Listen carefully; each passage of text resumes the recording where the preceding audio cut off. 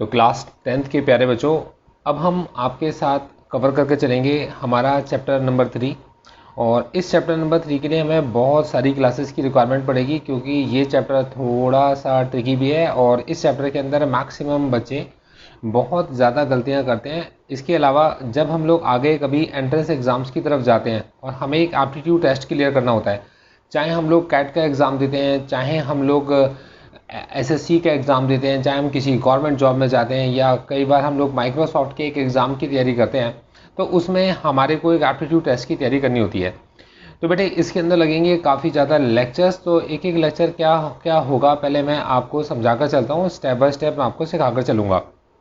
देखो बेटे, मैं ये मानता हूँ कि आप हमें टेस्ट दे चुके हो रियल नंबर्स का, और मैं ये मानता हूँ कि आप हमें टेस्ट दे चुके हो पॉलिनोमियल्स का, और ये दोनों चैप्टर आपके हो गए हैं बिल्कुल स्ट्रॉन्ग। और अब हम चैप्टर नंबर 3 पर आते हैं, जिसके अंदर हमने सबसे पहले इक्वेशंस को सॉल्व करना सीखना है।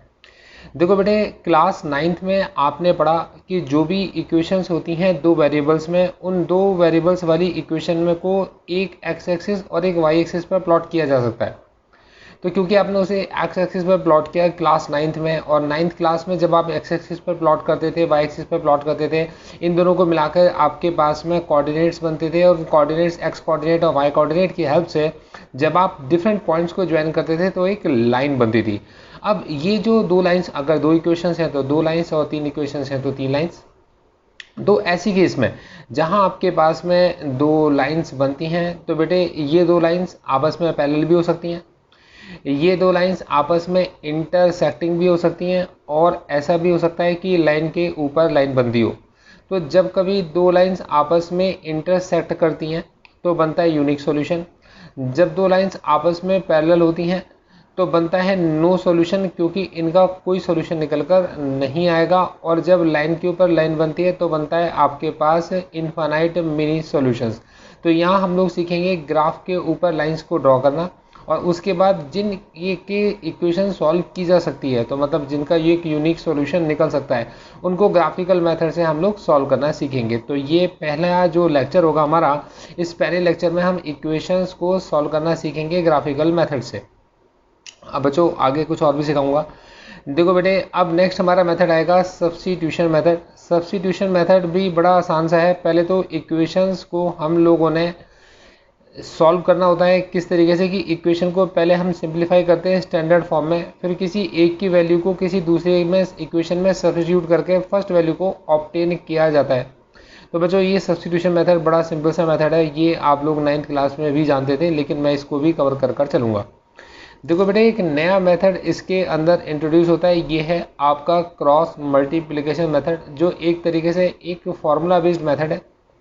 मतलब आप इसके अंदर x के साथ जो लिखा है वो a, जो y के साथ लिखा है b, और जो कांस्टेंट है वो आपके पास में c, इसे a b c को यूज़ करते हो और आप x की और y की वैल्यू उस फॉर्मूले की हेल्प से निकालते हो। मैं इसका आपको बड़ा इजी मेथड सिखाऊंगा, और इस मेथड का नाम है क्रॉस मल्टीप्लिकेशन मेथड। देखो बेटे, अब हम आपके पास जो आगे की चीज़ें, देखो जो बेस्ट पार्ट रहेगा हमारे लेक्चर्स का वो है हमारा एलिमिनेशन मेथड।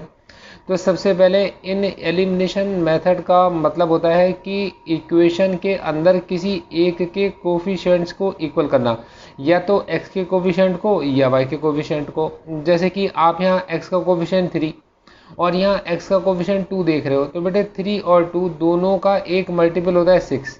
तो इस इक्वेशन को 2 से मल्टीप्लाई कर 6x, और इस इक्वेशन को 3 से मल्टीप्लाई कर 6x बनाया जा सकता है। तो आपने कोफिशिएंट्स को इक्वेट करना होता है। तो सबसे इजी क्वेश्चन हमने आपके पास में लिया।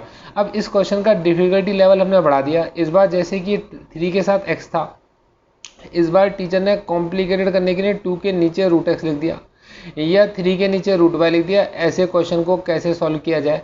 अब अगर सपोज करो रूट हटा दो, किसी एक को तो अपॉन में करा और किसी एक को टीचर ने ऐसे ही रहने दिया, तो इस टाइप के क्वेश्चन को कैसे सॉल्व किया जाए? अगर टीचर नीचे पहले तो केवल x लिखती थी, अब उस x में कुछ प्लस या माइनस कर देती है, और फिर y में भी कुछ प्लस या माइनस कर देती है, तब ऐसी कंडीशन में क्या किया जाए? इसके अलावा टीचर ने थोड़ा कॉम्प्लिकेटेड कर दिया। इक्वेशन थी आपके पास में, इन्हीं इक्वेशन के अंदर x और y को अलग अलग ना कर एक साथ प्लस एक साथ माइनस कर दिया वैसे, और नीचे अपॉन में भी कर दिया। अब ऐसी कॉम्प्लिकेटेड इक्वेशन को कैसे सॉल्व किया जाए, और उसके अंदर भी अगर इक्वेशन के अंदर इक्वेशंस बनती हो तो इन्हें कैसे सॉल्व किया जाए। तो बच्चों ये हम सॉल्व करना सीखेंगे एलिमिनेशन मेथड में। देखो बेटे, एक्स और वाई यहाँ पर थे और यहाँ एक्स वाई मल्टीप्लाई में आ गए। अब अगर आपके पास में नंबर थे तब तक तो ठीक था, पर नंबर की जगह अगर अल्फ़ाबेट्स आ गए तब इक्वेशन को कैसे सॉल्व किया जाए।